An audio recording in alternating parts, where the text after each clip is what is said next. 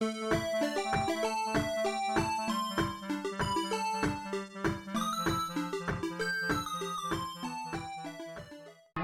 top locals here at Masters of Trade with Worms. Pretty fun deck. Doesn't have a lot of weaknesses, but here's the deck. He just probably got lucky. You need 3 Worms X. When he's normal summon, you send a worm from deck to grave. Usually it's Yagin, which you run 3 Yagin. While Worms X is the only monster you control, you can special Yagin face down defense. So you just get +1 for free. Other monsters. You need Yagin bounces when he flips.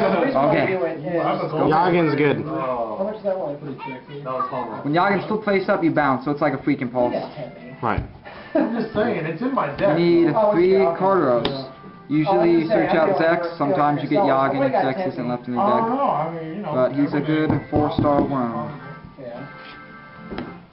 You need 2 Worm King. You usually get them with Nebula. Most of the time you'll have to tribute because you'll draw into one. You can tribute a worm to destroy a card they control. So it's really good to kill their stuff. It's good outs to Spear Reaper and stuff. 2 Gen XI Birdman. He's a good tuner. He's 3 stars. You can bounce face-up monster you control to special summon him. If it's a wind, he'll gain 500, but that's not what he's for. You can go into Triforce. I'll show you that later. 2 Thunder King. Common. Yeah, they're commons. That's all I had. They're really good for this meta. You probably know his spec 19 beater. Cards can't be added from deck to hand. He's good for the meta.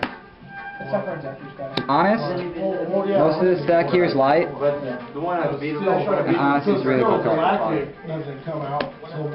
1 Tragodia. You'll usually have more than 5 cards in hand with Worms, just because you get all the pluses from Nebula, Carteros, etc. A little better than gold. 1 Evil Dragon. You can remove from play all the worms, or not all the worms, all the reptile monsters on your field and grave to special summon them. You'll gain 600 for each. During the end phase, you destroy 1 card on the field. Only your end phase, so it sucks because it's mandatory to destroy one. So if he's the only card, you have to destroy him. So you have to destroy your own card. You should only play 1, just because... Join 2, you lose. Yeah. Silly. Alright, now we'll move on to spells. That's all the monsters. 2 Pot of Duality. Helps with consistency. Why only 2? You only play 2 because I've had times where you put Pod Duality, you duality into 2 dualities and an MST or something. 2 is fine, and you do most of your specialing during your opponent's turn, so it's a really good card for Worms. That's right.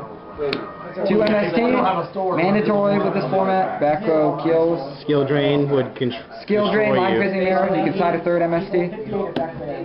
1 Mind Control. It's good. It's good. You can Mind Control. Use your tuner, sync with it. Or you can just Mind Control, bounce Birdman. They get -1. Awesome card. Book of Moon.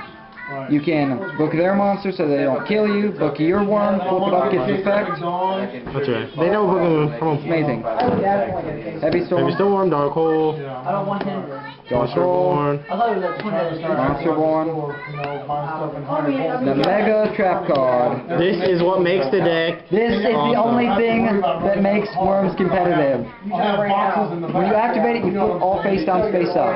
During the end phase, if there's any worms on your field, you flip them face down and draw a card for each.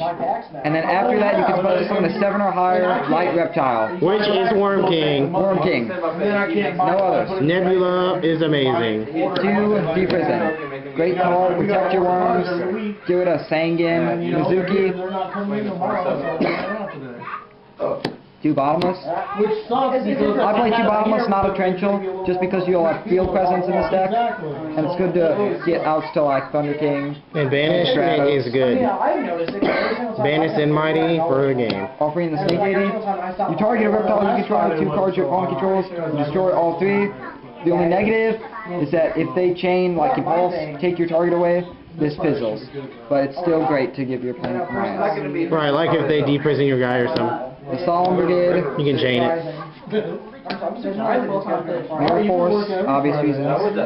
One Starlight Road to protect your back row and all your warriors that come up. Alright, now, Moving on to the extra deck. One Leviathan Dragon, you probably won't exceed for 3. But if you have the room, then it doesn't matter. If you have the room, you might as well. Just in case. 2 Utopia, you go to exceed, he stops attacks. 2 Zenmeister, he's good, you can flip Yagin back down by detaching material, and during the end phase flips back up. Really good. Yeah, Yagin, Carteros. Gaia Knight, he's the strongest 6-star, attack over Stardust, GN, what have you. Flame Veil Uruquis, he's good for piercing, like Just for fun. You got the room, so. Much balance down. Stardust, for Starlight Road, you might sink into him if you use Mind Control, but that's never going to happen. Ghost Black Rose, I pulled the Masters of Trade. Ghost? Yeah. Ghost Rose. You can go into 7-all with this deck and you need a new field when you can. 1 Triforce, I would like a second one, but to get him, you sync with a Gen X tuner and any 1 or more non-tuners.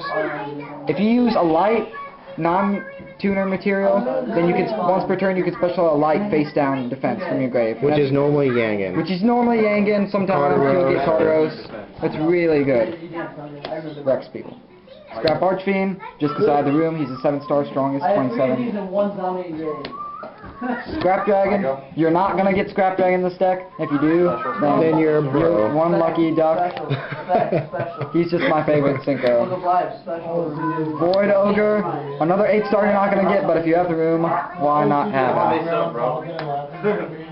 Red Dragon Archfiend, he gets around Spear Reaper, Marshmallow, 3K Beater. You're probably not going to get 8-star, so you have to pray with Mind Control again. Alright. That's Worms. If you play or might, you should win.